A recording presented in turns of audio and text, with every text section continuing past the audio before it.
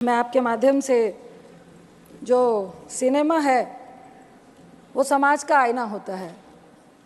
हम लोग बड़े हुए हैं सिनेमा देखकर और काफ़ी इन्फ्लुएंस करता है सिनेमा पिक्चर्स हमारी लाइफ में, खासकर युवाओं की लाइफ में।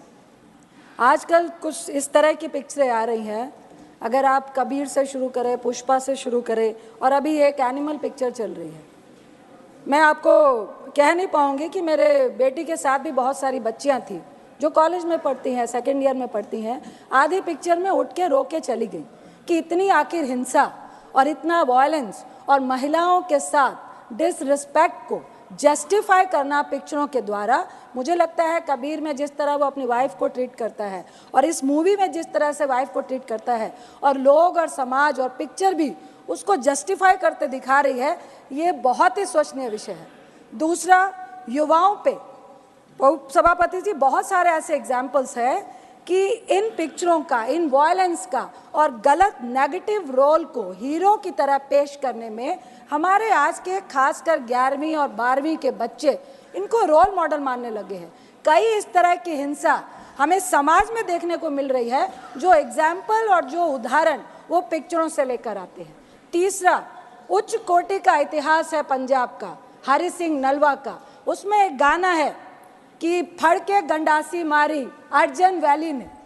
ये इतिहास को एक गैंगवार में, दो परिवारों की नफरत की लड़ाई में, जिसका बेटा अपने बाप के प्यार के लिए मरता हुआ या बिल्कुल उसके लिए, वो भी जस्टिफाई नहीं कर पाई है ये पिक्चर। और उसमें वो सरेआम हॉस्टल में, कॉलेज में, बिल्डिंग्स में बड़े बड़े हथियार लेकर मारता है और कोई कानून, कोई लॉ एंड ऑर्डर, उसको कोई सजा नहीं जाता है। ये भी हम पिक्चर में जस्टिफाई कर रहे हैं। जहां तक अर्जन वैली का सवाल है सभापति जी, हरि सिंह नलवा जो कमांडर इन चीफ थे सिख फौज के, जिन्होंने मुगलों के खिलाफ, जिन्होंने अंग्रेजों के खिलाफ उनकी बढ़ती हुई सत्ता को रोकने के लिए लड़ाई लड़ी थी, उनका बेटा था अर्जन सिंह नलवा, जो पाकिस्तान के गुजरात से, वो जब पूरा इंडिया हमारा एक साथ था और उन्होंने कई मुसलमानों को 1947 में बचाने का काम किया था।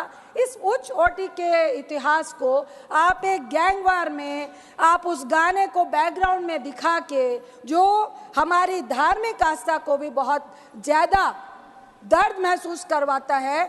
गुरु गोविंद सिंह जी जो सिखों के 10वें गुरु हैं, वो जब मुगलों से लड़ाई लड़ रहे थे, एक डाडी फोक होता है जिसके तहत आप एक फोक सॉन्ग के तहत अपनी फौज को जोश पैदा करते हैं। सर, मेरा एक ही सवाल है, 30 सेकंड